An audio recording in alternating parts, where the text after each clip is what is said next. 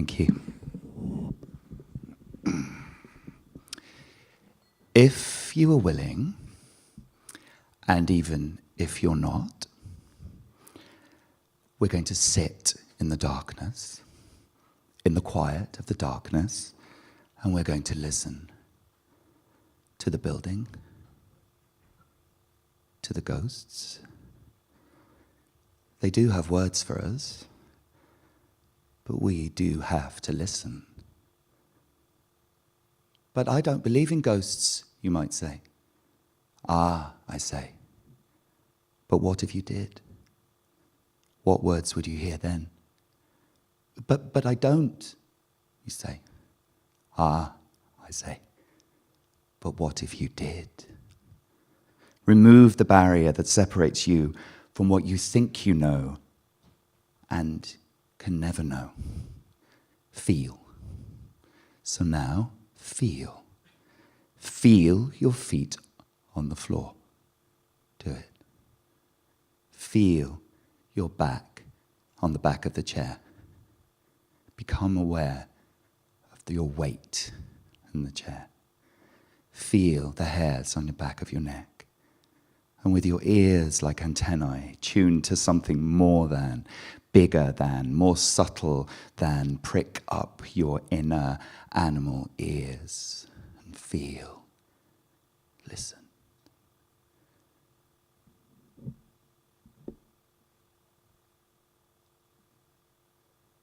I present the streets of London, real life as it is brought thrillingly to life, brought direct and alive to you by me, Mr. Charles Urban.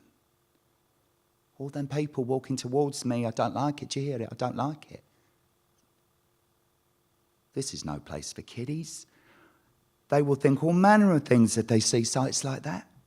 How will any of us know what's real and what's just light flickering on a wall? And we need to know, I'm right, ain't I? How will we keep sane if we're lied to by light? So now, help each other. Hold hands with the people next to you. Put down your drinks. Hold hands with the people on either side of you. That's right. Collate your concentration. Deep breath in and deep breath out. Let the breath in and let it go. Squeeze those hands to reassure. That's right. There's nothing to fear tonight. You're alive. Yeah. That will change, but probably not tonight.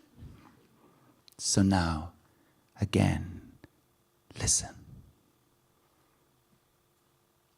Is it your first time at the Polytechnic? Mr. Pepper's lecture again tonight? His ghost makes me scream time after time. I know how he does it. He's explained it all. But knowing don't always help somehow. Maybe now you can do more than hear words. Keep squeezing. Maybe now you sense that you can sort of see. But I can't. You say to me, ah, I say, but what if you can? What would you see? And then you sense a flicker of something not rational. Perhaps the ghost of Pepper's ghost. So now listen and see. Oh, my dear, the magic lantern slides are simply ethereal. Mr. Child takes us somewhere dark, mysterious, but not altogether Christian, I fear. He died right here. Right here. Burnt, he was. It's those chemicals. It's not right. There's such a thing as too much progress, I say. Now, for the last time, listen and see the light. Feel the heat on your skin as it felt, as it burnt him. Shimmers, glimpses. Open yourself to the heaviness in the air and know that anything is possible in science, in show, in between life and not life, in between the known and the unknowable, and so again breathe. The future of the past is in that breath that you are taking.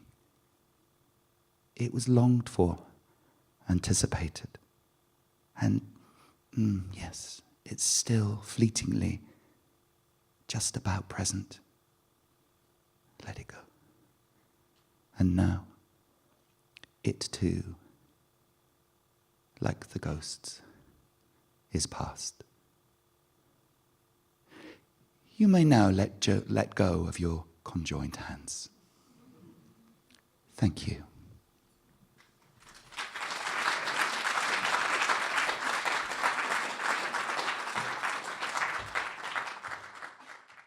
First of all, I'd just like to thank Film and Video Umbrella and University of Westminster for organising the event today. My name is George Vasey, and I'm here to host this panel discussion with Esther Leslie, who's a writer and academic at Birkbeck University, and Jane Louise Wilson, whose films we've just seen. We're going to talk for about 20 minutes and then open it up to questions from the audience and reflections for about 10 minutes, and then we can have a drink in the bar. And thank you very much for coming on this quite cold and rainy night before Christmas. You'll see that I'm wearing my festive jumper, trying to get in the spirit of things. My job today is to just briefly reflect on the films and then keep the conversation going. And I think we're going to have a good conversation about the films that we've just seen. As most of you will know, Regent Cinema is the first cinema in the UK, and I think it's an incredibly resonant context to be showing these films. Famously, it was where the Lumiere brothers first showed Train Coming into the Station, and there was lots of stories about when people first saw that film that they jumped out of their seats and ran out of the theatre. So there's a very interesting kind of context and relationship between early cinema and seeing the world that we think we know, but we don't really know it when it's blown up onto the size of a wall. So there's something about making strange that I think connects Charles Urban's work, Lumiere brothers, early cinema, and what we've just seen. So my kind of brief reflections on Undead Sun. I think it's very interesting to think about Undead Sun and the kind of emergent aerial warfare of the First World War. And to think about new forms of visuality and where technology was coming in at that time. And if we think of visuality in its where it comes from, the etymology of it is to be the overseer. The visualizer was the person on the battlefield who had the oversight, who was the general.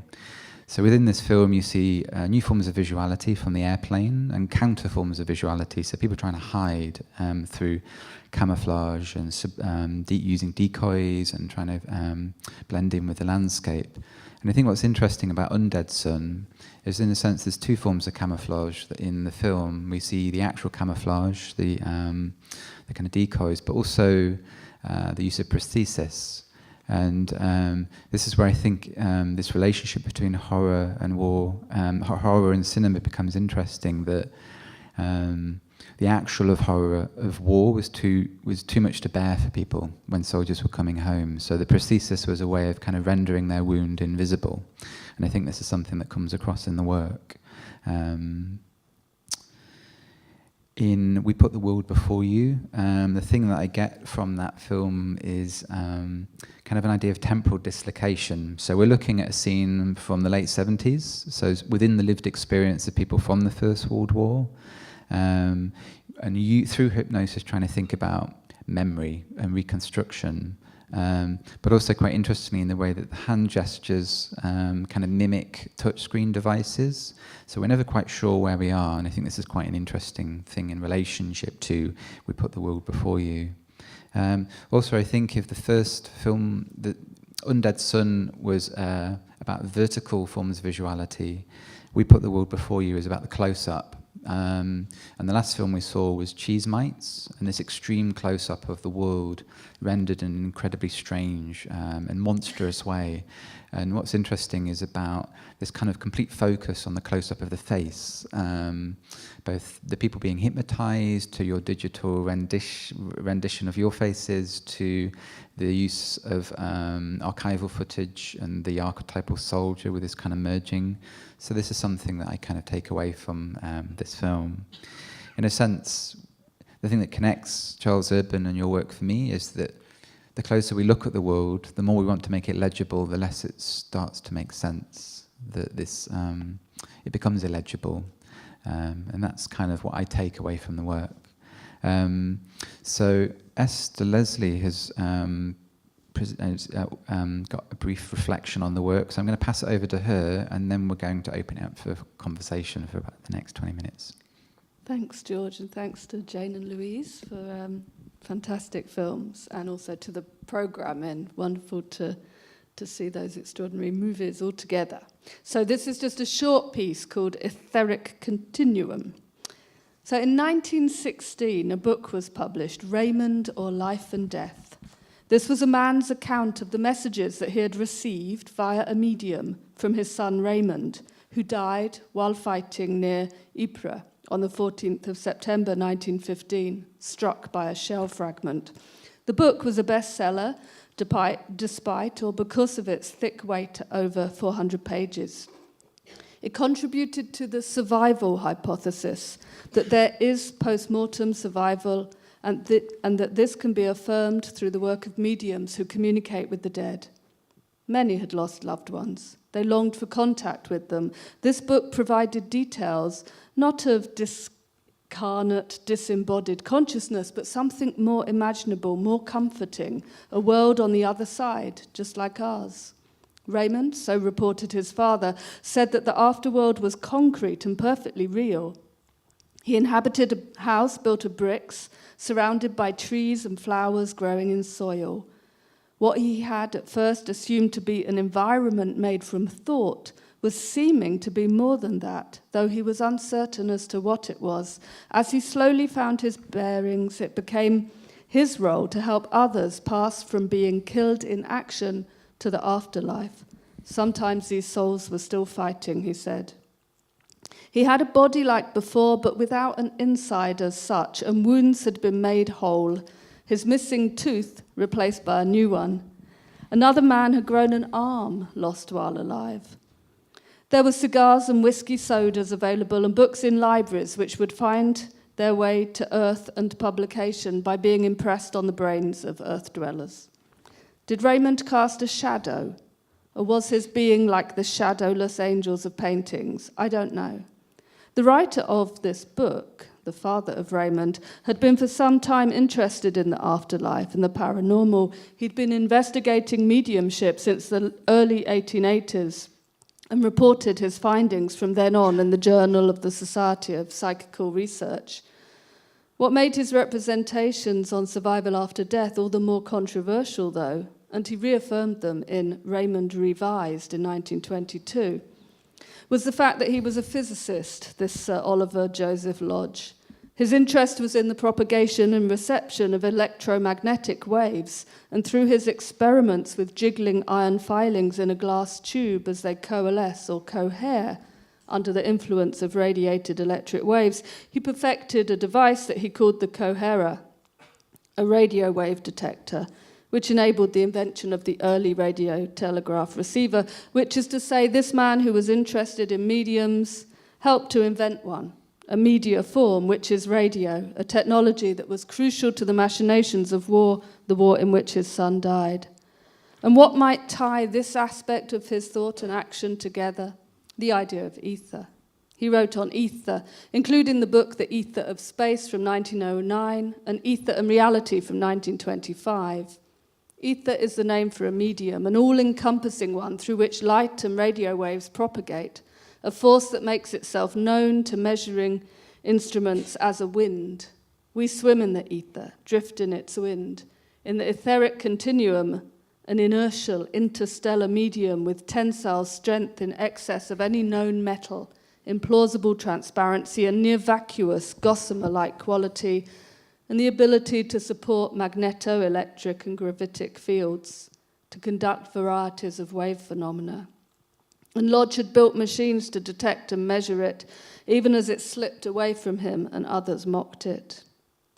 So media and mediums, there's some entanglement here, and as the idea of an ether suffusing all that exists gave ground, much ridiculed, to other theories of physical reality, so the new media, radio, took up the language of ether, advertised itself as that which could communicate etherically, magically, across distances, from afar, from beyond, from another place. If ether seems to unite all of space and allows for the transmission of waves of sounds from one end of its diaphanous being to another, from one side of the world to another, and from heaven to earth too, then what of another medium, other media, say, that of film, which combines space together and allows, relatively speaking, a freewheeling tumble through time?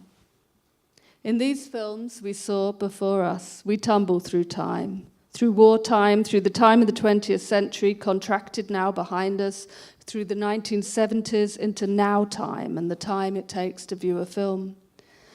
Our time's tethered to it.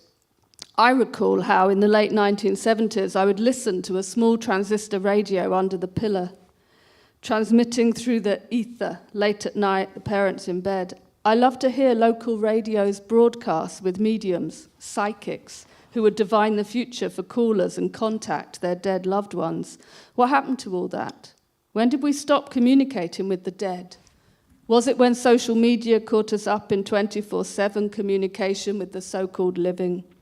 Was it when the gesture of stroking crystal, a crystal ball in which the future would unfurl, converted into the delicate swipes, pinches, and brushes of fingers on a touchscreen, the touchscreen of the only oracle we now consult?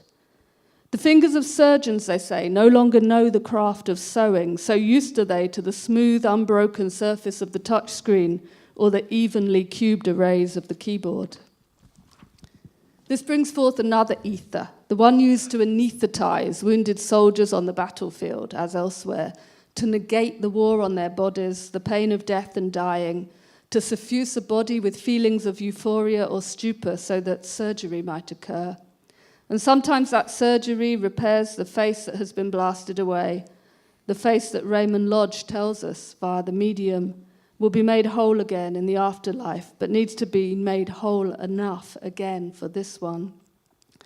Walter Benjamin, who wrote of the experience of the First World War as an exposure of the fragile body in a landscape in which everything had changed, spoke of how experience had fallen in value.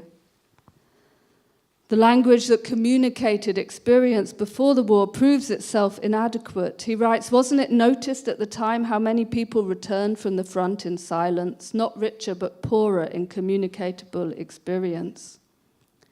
The experience of war took the words out of soldiers' mouths. Those who had fought experienced something that could not be spoken of, for there was no language that matched what they had gone through, if language is born of common experience. And there was no experience amongst those who did not fight to tally with the language that the soldiers might have used to describe the horrors they had witnessed.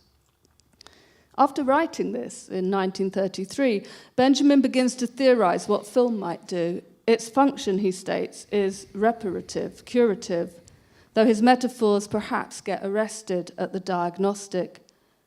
Benjamin makes an analogy in the essay on the work of art in the age of its mechanical reproduction between the painter as a magician and the camera operator as a surgeon. He writes, the painter, while working, observes a natural distance from the subject. The camera operator, on the other hand, penetrates deep into the subject's tissue. The painter then stands outside the subject, healing sickness by laying on hands. The camera operator cuts into the visual field, into the world, chops it up in montage, breaks up time.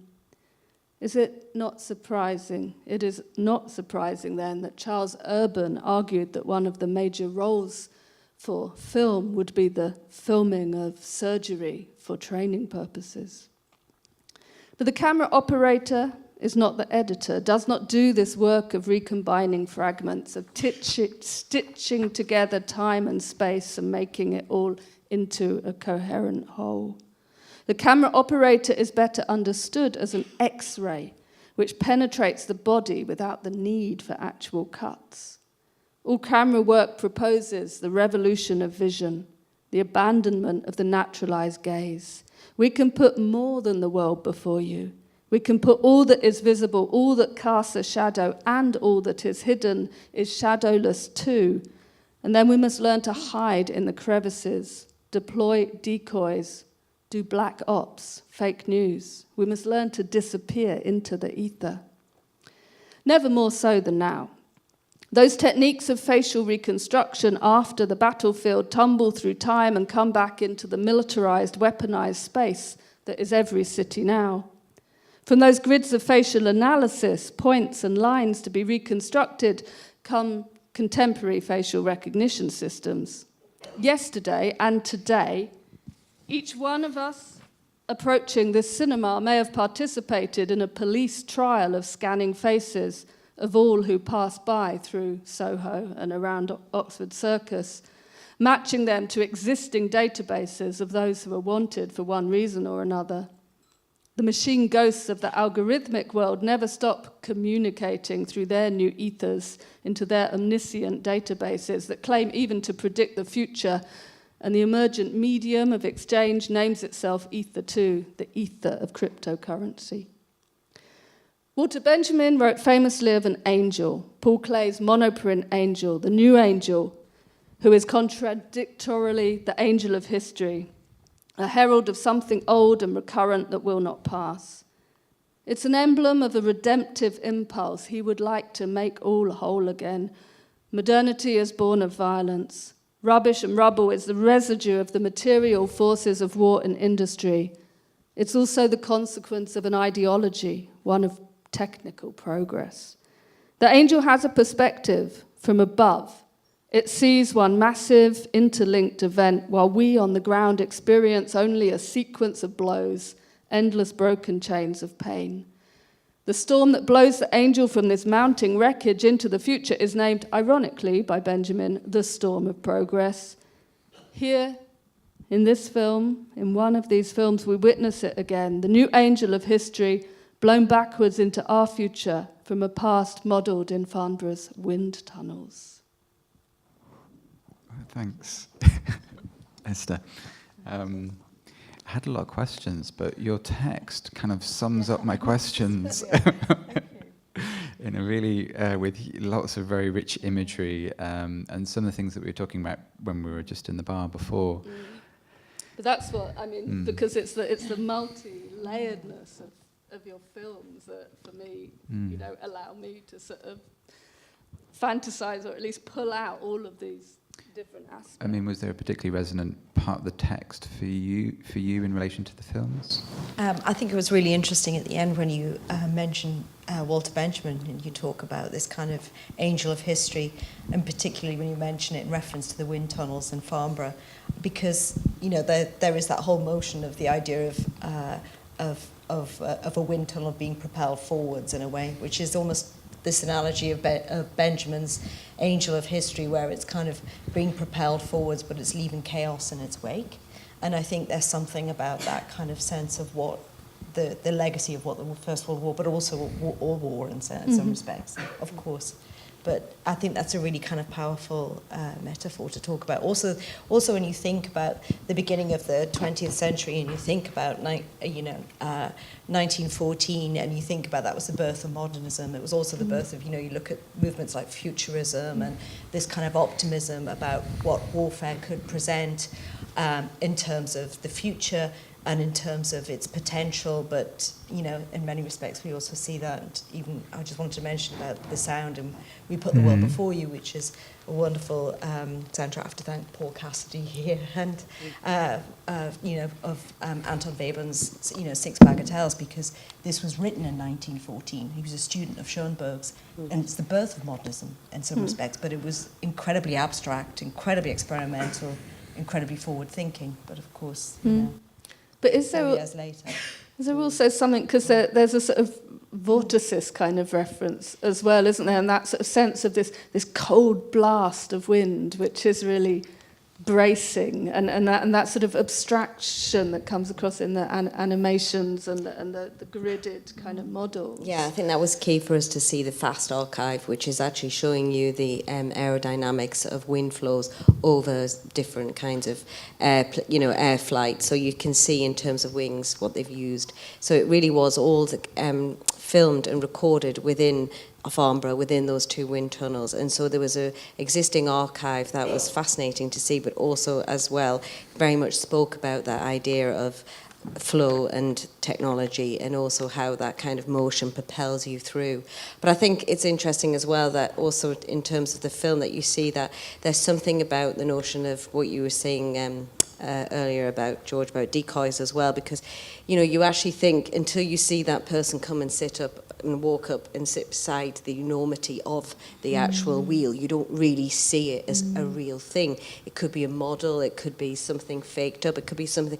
In a way, there's a kind of strange dislocation about the actual architecture that you're present within and that you're filming, that also echoes that idea of what dislocation and decoy means. So it becomes a really great metaphor for exactly what they were trying to show in terms of the film and through looking at the archive of the Imperial War Museum.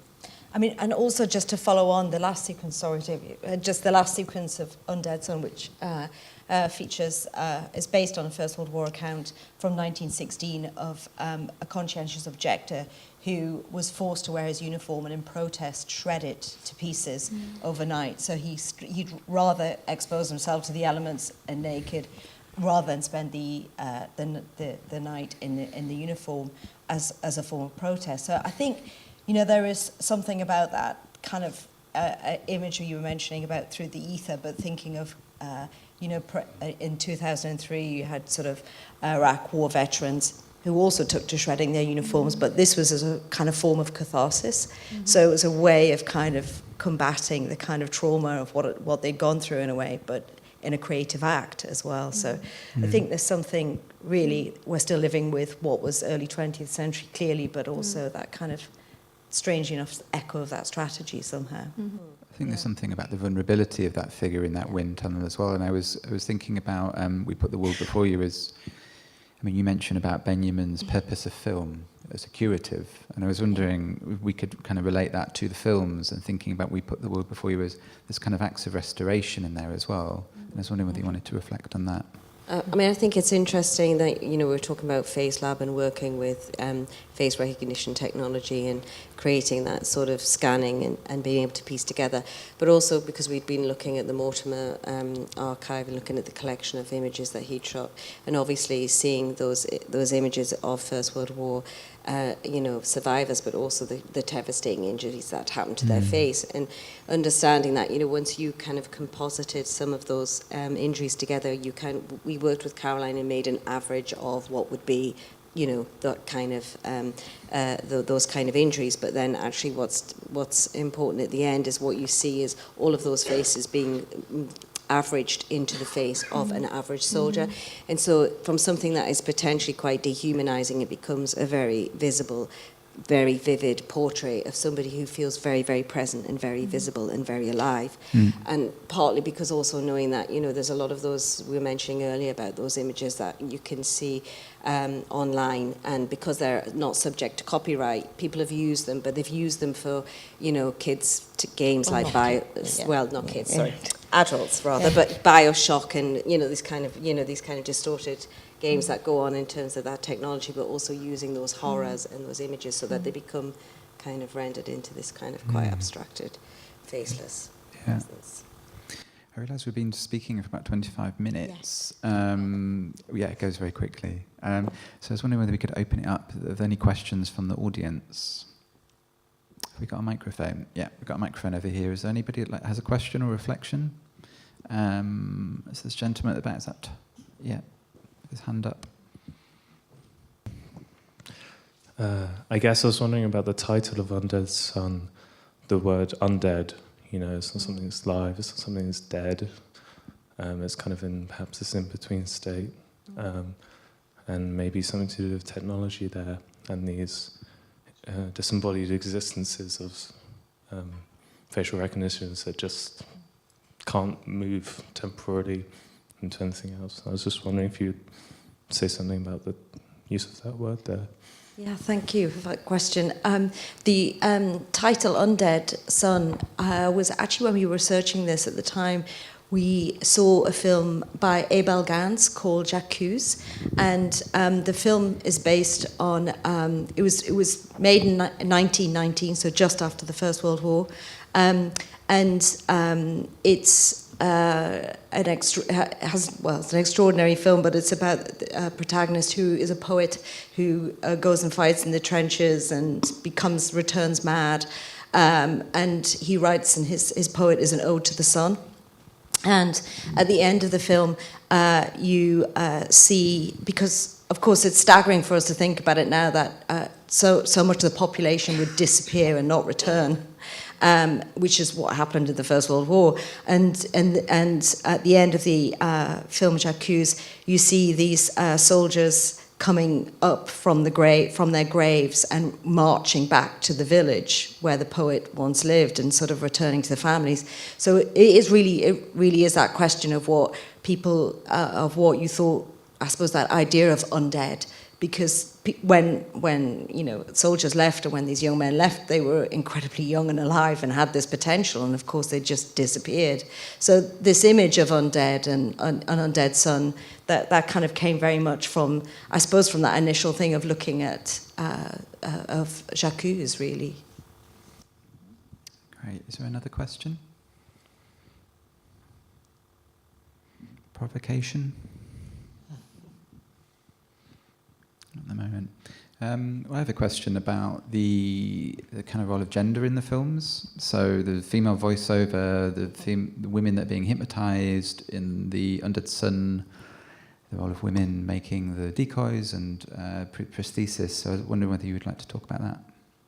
Well, I mean, obviously they were there. I mean, looking at the Undead Son, they were there working in new munitions factories, and obviously they're kind of creating some of these wonderful, vivid decoys. So I guess we were sort of referencing in an element, that there was a lot of work, but it obviously wasn't necessarily being active on as a soldier. But clearly, there's a lot of stuff that was there that we recorded. But also, we were very keen to see things that were reflected back onto what we'd seen in the archive as well, into the Imperial War Museum. And so, there was this other birth of industry that was coming through, I suppose, that you saw from that, as well as the mechanised progress that was happening around technology. And also just with We Put the World Before You, that was very much, the structure of that came very much from seeing a TV series called Ladies' Night. And it was filmed in the 70s, and it was for ATV, I can't remember, just this intriguing image of a whole female audience, and this extraordinary hypnotist coming in to kind of hypnotize them in a way, and it does really exist. In fact, we did try and find a clip, but we couldn't somehow. Anyway, another time, and. But just this idea of again this sort of separation of the women being these sort of almost these conduits for this as well, in a way, and for being these sort of the maternal figure, the mother, but the sister, but the wife, the girlfriend, the whole sort of aspect of the kind of the female presence but absence within that as well. It seemed really important to have a feminized presence within it. And obviously they wouldn't have been able to have actually seen what it was like for them at the front. So obviously the cinema and the idea of going into darkened space, being in that way, you watching the newsreels, these were all things that actually was their way to kind of understand what the reality was that was happening, that they were excluded from. So I guess for a lot of women and for a lot of their families, that would have been the thing to... But I mean, it's interesting as well, because we're talking very much about referencing something from 1919, but when we worked with Caroline Wilkinson and Face Lab, that was working with 3D morphing software that, is really, that obviously didn't exist, but and working with images from the Mortimer archive of facial wounds of soldiers with facial wounds, but actually to recreate at the very end of We Put the World Before You, to recreate what the average First World soldier would have looked like. So that kind of technology, obviously, we have now in a way. So it kind of really does sort of, as you say. I find that sort of interesting because it's almost like it's another version of kind of the unknown soldier because it's sort of everyone and no one and sort of marking this kind of spot, which is really, very poignant. But as you say, there's a great liveliness to the face.